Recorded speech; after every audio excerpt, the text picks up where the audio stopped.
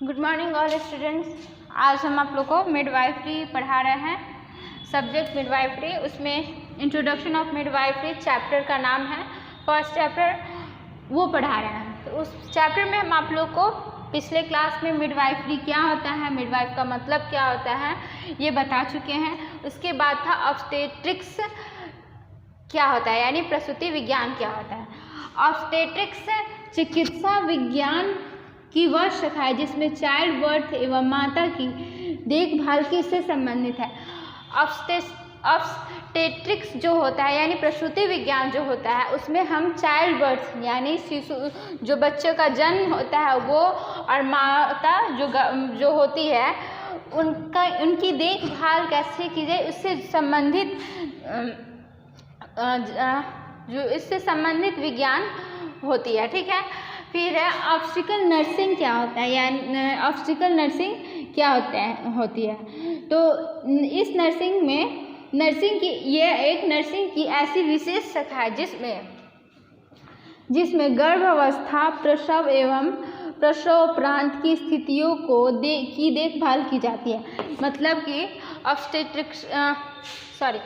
Obstetrical nursing में क्या होता है कि गर्भावस्था यानी प्रेग्नेंट लेडी हुई उनके बारे में, फिर जो डिलीवरी होता है प्रसव, तो उसके बारे में, और प्रसव के बाद की स्थिति और उनकी देखभाल कैसे की जाए उसके मतलब देखभाल के स्थिति जो होती है उनके बारे में ये क्या कहते हैं, ऑब्स्टिकल नर्सिंग कहलाता है। ठीक है। इसे ऑब्स्टेट्रिकल नर्सिंग जो है इसको हम पेरीनेटल नर्सिंग भी कहते हैं। ठीक है। अब मिडवाइफ जो होते हैं उनका कार्य क्या होता है। जो मिडवाइफ मतलब हम बता ही चुके हैं, प्रसव में के दौरान देखभाल करने वाली जो महिला होती है उसको हम कहते हैं मिडवाइफ, यानी प्रसव या गर्भावस्था के दौरान देखभाल करने वाली महिला। तो उनका कार्य क्या होता है, तो गर्भावस्था का शीघ्र पहचान कर उसका पंजीकरण करना।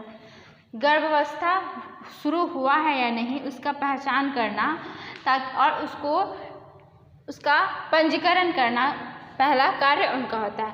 क्योंकि प्रेग्नेंट लेडी जब होती है तो उनको उचित तरह का देखभाल दिया जाता है, सही तरीके का देखभाल, जानकारी, फिर मतलब कि क्या खाएं हम ताकि बच्चा भी स्वस्थ रहो, और फिर शिशु भी और माँ भी स्वस्थ रहे।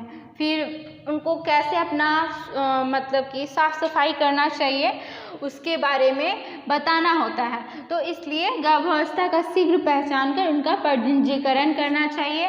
फिर है जांच एवं इतिवृत्ति।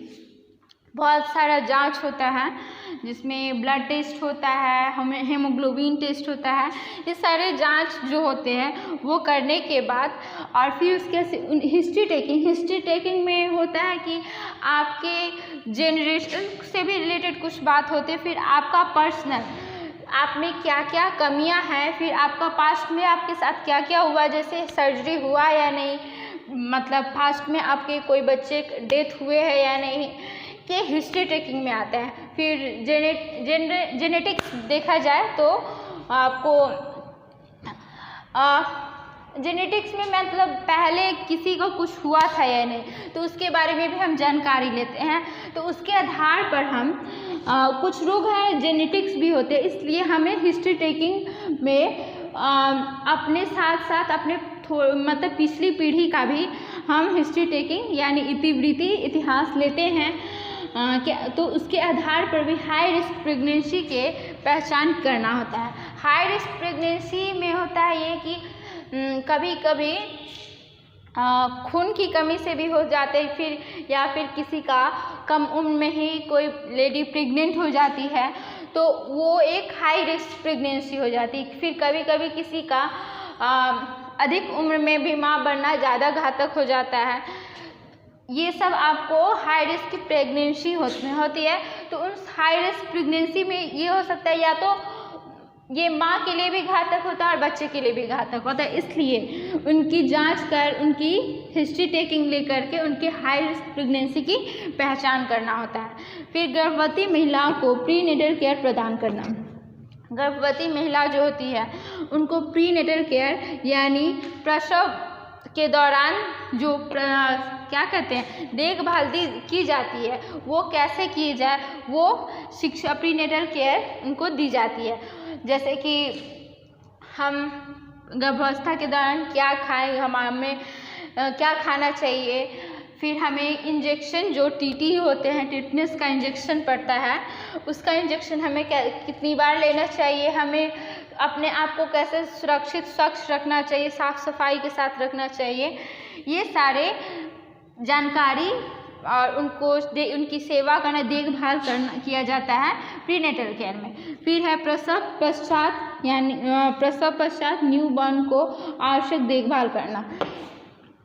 प्रसव पश्चात भी कभी कभी जो लेडी होती है, जो न्यूबॉर्न बेबी को जन्म दी हुई रहती है, माँ जो होती है, वो अचानक कभी कभी PPH पोस्टमार्टम हेमरेज में चली जाती है, यानी अधिक क्या कहते हैं ब्लीडिंग होने के कारण, रक्तस्राव होने के कारण वो PPH में चली जाती है, तो उनकी भी देखभाल करना ज़रूरी होती है। फिर न्यूबॉर्न बेबी अब न्यूबॉर्न बेबी में भी कि वो स्वस्थ है या नहीं, उसका वेट कैसा है, ये सब उनको न्यूबॉर्न बेबी की जो आवश्यकताएं होती है उनकी देखभाल करना मिडवाइफ का काम होता है।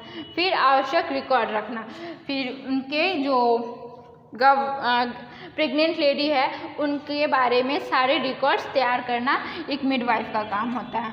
उसके साथ साथ बहुत सारे कार्य भी होते हैं, जैसे कि सही तरीके से स्तनपान कैसे कराया जाए इसकी जानकारी माता को देना। फिर क्या कहते हैं जो प्रसव के, जैसे हम बताए ही थे कि प्रसव पश्चात माँ में कुछ ऐसी मतलब कि परेशानी हो जाती है, PPH जैसे पोस्टमार्टम हेमरेज हो जाता है, तो उनके पहचान कर उसके बाद उसका जल्दी से इलाज के लिए मैनेज करना सब कुछ वो होता है। फिर न्यूबॉर्न में भी कभी कभी हाई रिस्क हो जाता है, वो बच्चा मतलब क्या कहते हैं वो सांस सही से ले नहीं पाता है, बच्चे का बॉडी नीला पड़ जाता है, साइनोसिस जिसको कहते हैं वो नीला पड़ जाना हो जाता है। तो इन सब की पहचान करना एक मिडवाइफ का काम होता है। फिर है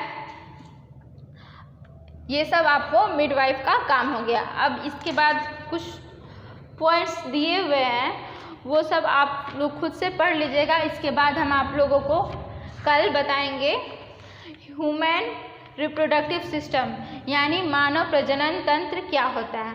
मानव प्रजनन तंत्र दो तरह का हुआ, एक मेल होता है यानी क्या कहते हैं पुरुष का हुआ, और एक फीमेल का है यानी क्या कहते हैं फीमेल यानी जो क्या स्त्री का हुआ। तो ह्यूमन रिप्रोडक्टिव सिस्टम दो तरह का होता है, एक फीमेल होता है एक मेल होता है, पुरुष और स्त्री दोनों का होता है। अब मेल में कैसा उनका रिप्रोडक्टिव सिस्टम होता है और फीमेल में कैसा रिप्रोडक्टिव सिस्टम होता है वो कल हम आप लोग को नेक्स्ट क्लास में बताएंगे।